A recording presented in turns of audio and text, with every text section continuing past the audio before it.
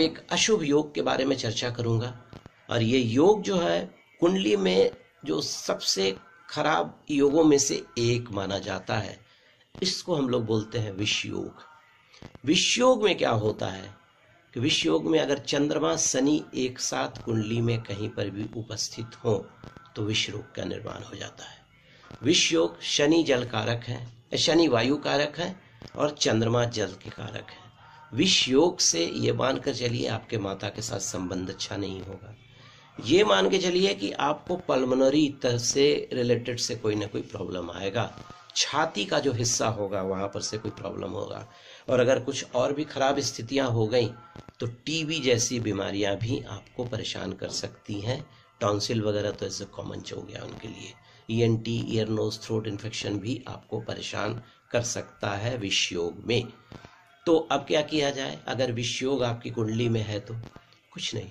विष योग है तो आप कुंडली में शिव जी की जितनी भी आराधना कर सकते हैं कीजिए। एकादशी के दिन एकादशी का व्रत रखिए। और पूर्णिमा के दिन मैं एक उपाय बता रहा हूं आपको।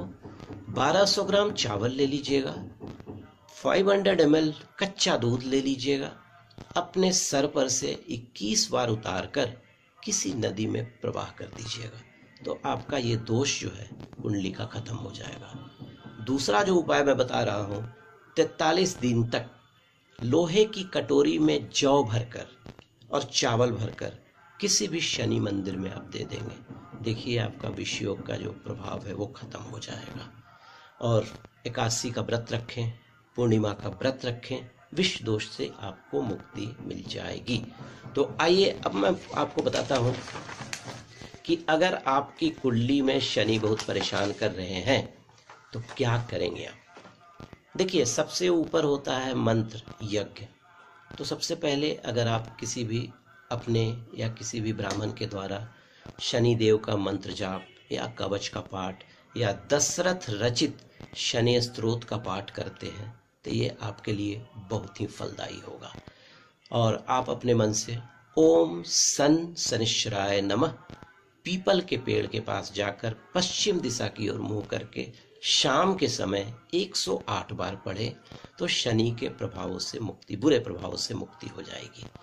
उसके बाद शनि के बहुत सारे मंत्र हैं। एक है नीलांजन सभावासम, रविपुत्रम यमागजम, छाया मार्तंड संभूतम, त नमामि शनैश्वरम, इसका भी जाप कर सकते हैं। और एक मैं बहुत ही अच्छा मंत्र आपको बताने वाला हूँ। इस मंत्र, ये सबसे पावरफुल मंत्रों में एक है शनिदेव का। सूर्य पुत्रो दीर्घदेही विशालाक्ष शिवप्रिय, मंदचार प्रसन्नात्मा पीड़ा दहतु मे शनि।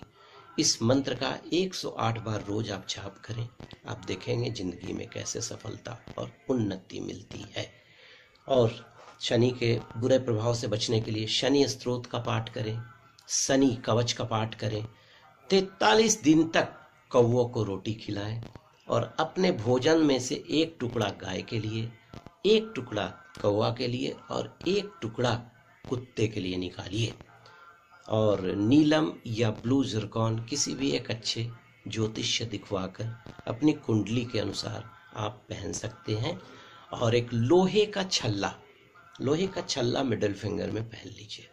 देखिए, अभी कुछ दिनों के बाद होलिका दहन होगा। होलिका दहन में आप क्या करें कि लोहे के छल्ले को होलिका दहन में रात भर जलने के लिए छोड़ दें और दूसरे दिन उस लोहे के छल्ले को लाकर मिडिल फिंगर में धारण कर लें तो आपको शनि के बुरे प्रभाव से मुक्ति मिल जाएगी। और एक सबसे इम्पॉर्टेंट और अंत में बताना चाहूँगा, शनि की साढ़सती चल रही हो या शनि कुंडली में आपका फेवरेबल नहीं हो या शनि से आपको बुरा प्रभाव मिल रहा हो, आप क्या करो, 2 लोहे का छोटा छोटा टुकड़ा बना लो, चौकोर टुकड़ा, ठीक है। एक टुकड़ा को क्या करोगे, आप पानी में बहा दोगे और दूसरा टुकड़ा जब तक शनि की महादशा, अंतरदशा या आपका शनि का बुरा समय चल रहा हो, अपने पॉकेट में रखिए। अगर बाय द वे वो भुला भी जाता है तो दूसरा आप रख लोगे, लेकिन दूसरा बहाओगे नहीं। तो बस आज के लिए इतना ही। ओम सन शनिश्चराय नमः। नमस्कार, अमृतर की तरफ से। जय श्री राम।